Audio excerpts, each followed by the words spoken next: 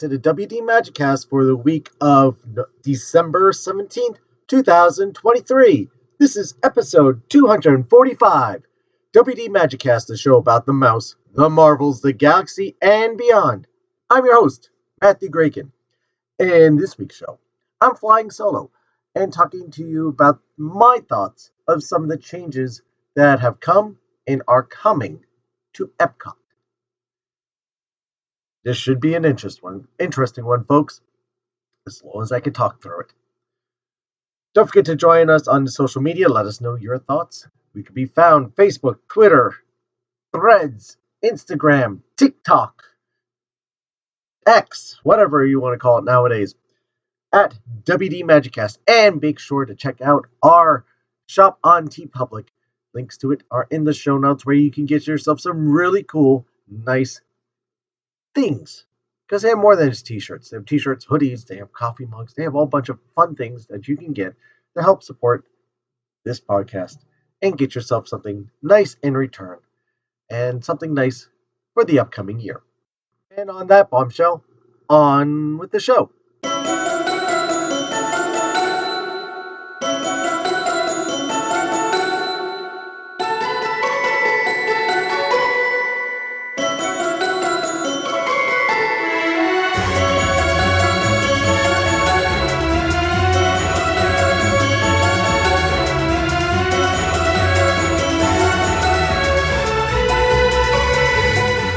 EPCOT, the experimental prototype community of tomorrow, as Walt called it.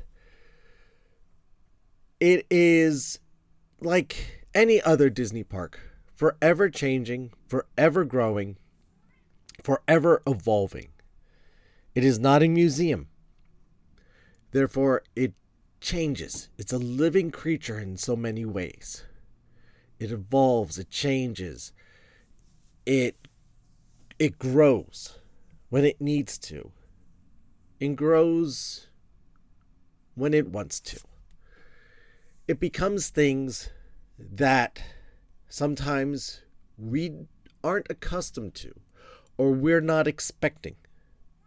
But given time, given patience, and an open mind, it will become sometimes our new favorite things, and become a change that, though we did not expect it or may not have asked for it, a change that in the end we appreciate and are thankful for, and may even love. As Disney parks evolve throughout time, sometimes their identity gets lost or rewritten. This is the case for EPCOT. EPCOT is going through yet another change. It's changed ever since it opened in 1982. It wasn't the same park 10 years ago as it was when it opened. But as it is now, it's not the same park 10 years ago either. A lot of the things are still the same. The concepts are the same. The countries are still there. The countries are relatively the same. France has a new addition. We have Remy in there. The Three Caballeros is in Mexico. That's been there for a while, but there is talks of that changing. Does it need to? Will it? We shall see. Frozen has moved into Norway. Long gone is Maelstrom. But Frozen the ride is there for us to enjoy. Other rides have been talked about, have been suggested, have been almost started. And one reason or another haven't happened or haven't happened yet. Reminder that when EPCOT was conceived and planned and was coming along to be, there were many more rides that almost came to fruition when, for one reason or another, they had to stop.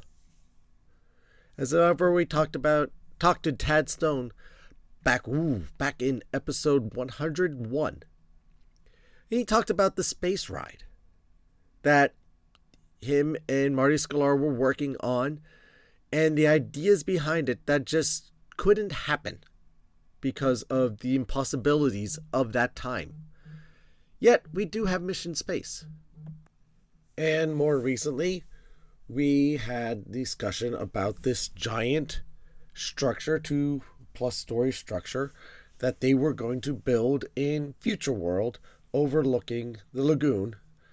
So the nighttime spectacular, you could have premium seatings and have a garden on top of it. And that kind of disappeared and went to the wayside. But now we do have the celebration center that is being created, Communicore type building, and it's going to be where there's going to be a stage for musical acts, for chefs to perform, and things have evolved and keep changing. This, I think, is a better option. Me personally, I don't think that a tall 2+ story building would look appropriate next to Spaceship Earth and surrounded by the Imagination Land pavilions and all that overlooking the lake. It seemed a little out of place. And the ideas behind it being that it would be a building for corporate events and higher paying guests and profile guests to be able to gather and enjoy a perfect view of the nighttime spectacular and EPCOT in general at night. It seemed a little off the mark, if you would. But things being as they were or are, that changed. And now we have something that's more for everybody and goes more into what EPCOT has evolved into, which is the festivals. You will have food and wine, you have flower and garden, you have festivals of the arts, seasons of flavor, you have all these different food-based events. So it only makes sense to have a location that could be the hub and the key and the key focal point of these events. And so we now have such a thing, or we will in the upcoming months. That's something to look forward to in 24 and in the upcoming year to look ahead. That's something I may talk about. But it is, to me, no surprise that that's the direction that they wanted. One, it saves money because day and age that we live in now, money is an object, and it is something that we have to take into consideration. Attendance numbers aren't what they used to be, and building costs in Florida are skyrocketing. Not just Florida, but let's be honest, everywhere. You just have a couple of cruise ships being built. You have a whole bunch of stuff going on. So, attention to these things, attention to cost, does need to be taken into consideration. Sadly, I know it does affect the grand scheme of things. Let's also say maybe it wasn't necessarily the most popular idea to begin with. Sometimes after being announced, things get a second or third or umpteenth look, and they reconsider things. We also have the Journey to Water. Now, from what I've heard, that this was something that was in place from the beginning. And, well, not... let me step back. When I say from the beginning, I don't mean from 1978, 76, whenever they were first considering EPCOT and what would go there. I am talking about 10 years ago when they're considering what they're going to do with EPCOT and everything. Now, they were planning on doing something because, well, the jumping fountains are extremely popular over at Journey into Imagination. How do you go to the next? How do you take that to the next step? How do you go to the next level? You build an interactive water attraction, and you just happen to have a movie that comes out in that time frame that is based on water and becomes extremely popular amongst the community. So you marry the two and you get Moana's Journey of Water. It is educational, from my understanding. Sadly, I have not been to see it yet. I do want to go see it, but just not now. Not by choice, just by reality. So yeah, you have the Journey to Water, and I've seen what people have said about it online. I've watched my fellow Disney enthusiasts post their videos and go through their walkthroughs and talk about it, and how it kind of actually, as strange as it may sound, you have a IP-based attraction that actually goes back to the roots of what EPCOT is, and it's an educational thing, walkthrough, where you learn about the water cycle in a fun and entertaining way, that you control different water features and effects and different things, and you have smatterings of Moana characters and what's the word I'm looking for? Easter eggs around through the walking area. And it's pretty cool from what I've seen, what I've heard, what I've been told. And it looks cool. So yes, I think, weirdly enough, as unexcited as I was about it to begin with, I'm more excited about it now, realizing they did this right. This is what it should be. Now, hopefully the technology can keep up, can maintain and withhold through the years, through the elements, because it is outdoors in Florida. So that is something to keep in mind. But the jumping fountains are still around. So why not this?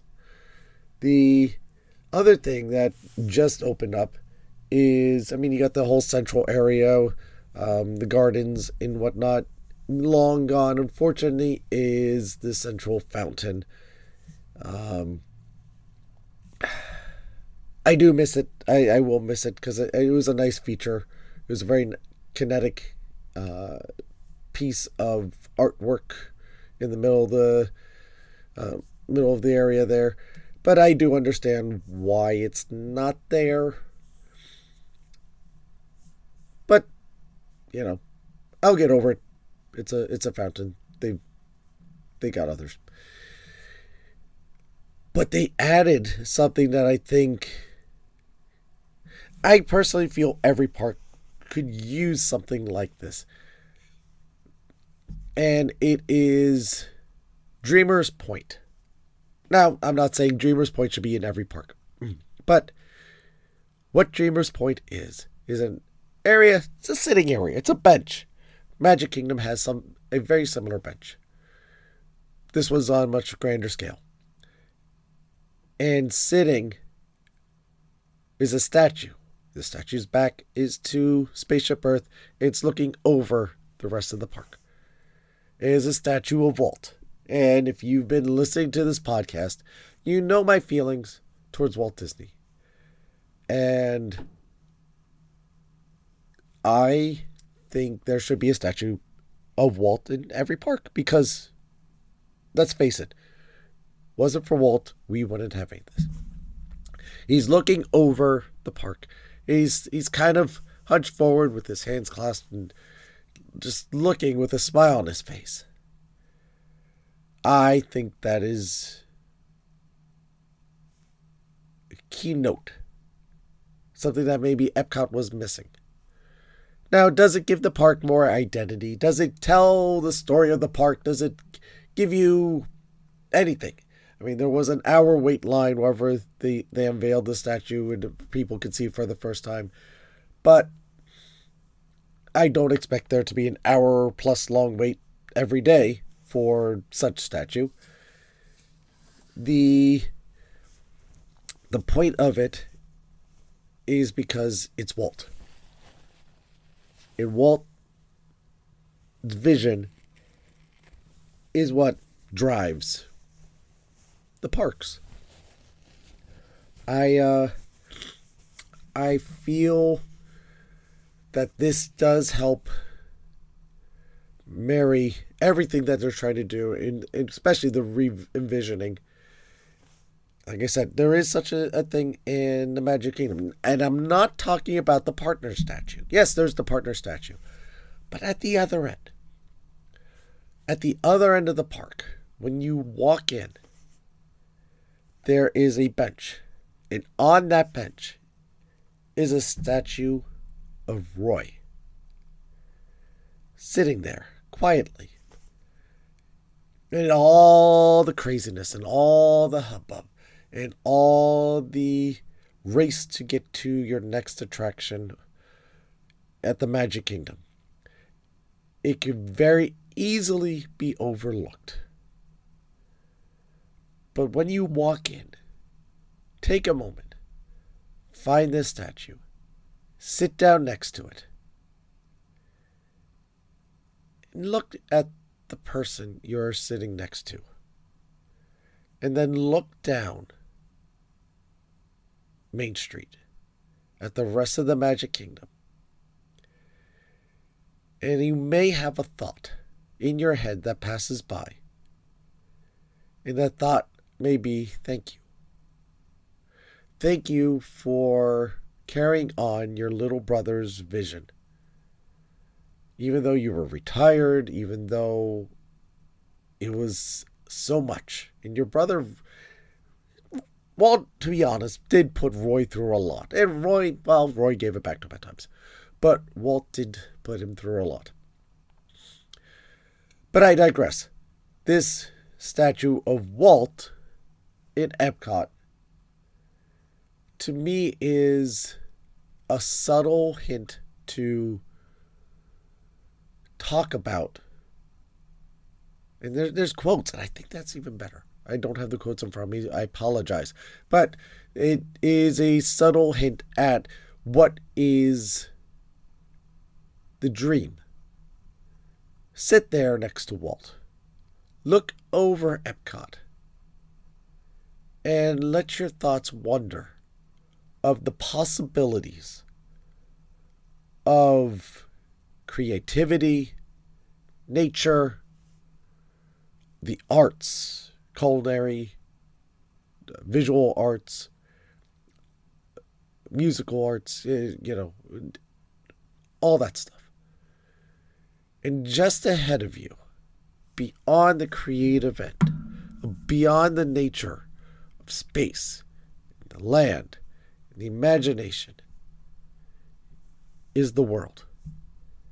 And in that world, all the nations that you can see are together in unity, not fighting for space, not yelling at each other, but come together hand in hand, celebrating each other's cultures, their differences, and their similarities. And you can easily get from one to the next without being held back, without borders, without people telling you you can't go there, you are not allowed there, these borders are closed. You are pulled together, and you are allowed to freely walk and stay as long as you want, or go to the next one. And that, my friends, is a vision that Walt had, the Imagineers built, of EPCOT. Now you have the Creation Station restaurant where you got some really nice, beautiful food that is now being created, and they're pushing the boundaries. It's no longer hot dogs and cheeseburgers and stale chicken sandwiches. You have beautiful creative foods that they're always coming up and changing. And yes, there's a Starbucks, because why not? People need their coffee in their Starbucks. Club Cool has been reinvented and moved over to the other side. You could still get some very interesting beverages from around the world. But again, these new additions, these changes that have come to EPCOT, as longtime Disney fans, we do not like change, as I said earlier. And as Walt said, and he's sitting in that park now. Yes, it's a statue, but the spirit emanates from that statue and lives through that park. That, again, the parks aren't a museum. They were not meant to be stagnant. And EPCOT, which is based on a World's Fair, the idea that things do need to change and keep up with the future and point to different directions. The retheming of Test Track, I think it's due. The most recent revision, it's okay, but we know it could be better. What's going to happen with Journey into Imagination? We can meet Figment again since the 80s. And before he was with Dreamfinder, and now standing on his own in the pavilion. You could give Figment a hug and get a picture. These things are positive changes. They might not be the hugest changes. They may not be the most advanced changes. It's not the latest Star Wars ride, but we did get Guardians. And Guardians is awesome. What else are we going to get?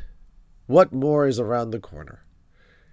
EPCOT's change is almost complete.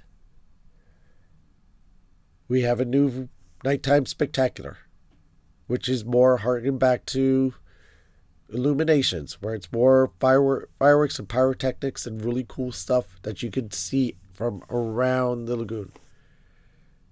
Which unfortunately is something that we were missing in Harmonious. Though as cool as I will defend Harmonious, it was actually pretty cool. I really enjoyed it. Darn YouTube for taking my video down and leaving everyone else's up.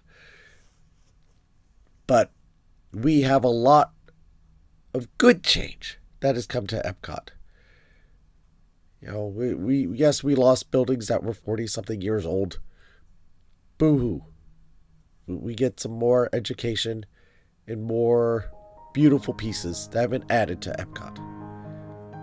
So, congratulations, Imagineers. Seems like you did some great ideas. Keep them coming. Let me know what you think of the changes to EPCOT. As I mentioned in the beginning, join our social networks, where we're at WD Magicast on Facebook, Twitter, X, TikTok, YouTube, Instagram, Threads, etc. Make sure to subscribe to the channel and on YouTube, where you can get the audio versions of this podcast too. I apologize for my voice. I'm still just fighting something. Leave us a voice message through Anchor. Sorry, still stuck on Anchor. Spotify podcast. Leave us a voice message there through our site. I want to thank you for your time. I know how little time we all have these days. The fact that we get to spend some time together truly means a lot to me, to us over here at WD Magicast. We cannot thank you enough. But if we could, please go to Apple Podcasts, go to Spotify, leave us a rating review. We have all 5-star reviews at this moment. Keep them coming. We need more. The more reviews we get, the more they will do to help promote the show. Or also, you could do that. You could do both. You could go on social networks and leave a link. Share out the episodes that you're listening to, or your favorite episodes. Tell people about WD Magicast. Tell people that you see. Tell your friends. You can tell them in person too. That works. Text them the links. Because Walt believed in a big Disney family, and so do we. The more people we have join the family, the better. And don't forget to subscribe to the show while you're at it. This way you'll always know when new episodes are posted. And while you're at it, consider becoming a premium subscriber. Really help the show out. You can do this over at Spotify.com/WDMagicast/support. Spotify podcast, I believe it is. Links to all these are in the show notes. Also check out our merchandise shop that I told you at the beginning. Get yourself some really cool WD Magicast stuff there. Because remember, this show is brought to you by listeners like you. Whatever you're facing out there, whatever troubles you, and I know this time of year it's a little more challenging than others. Don't give up. I know it's easy for me to say, and I know you're just saying that. No, I mean it. Do not give up. Believe in yourself. Never give up, never give in. Be your own hero. And let the world see how beautiful and amazing you are. And do not be afraid to ask for help. The help could be from a close loved one. The help can come from a friend. The help can come from a complete stranger who may change your life. The first thing you have to do is say hello and start the conversation.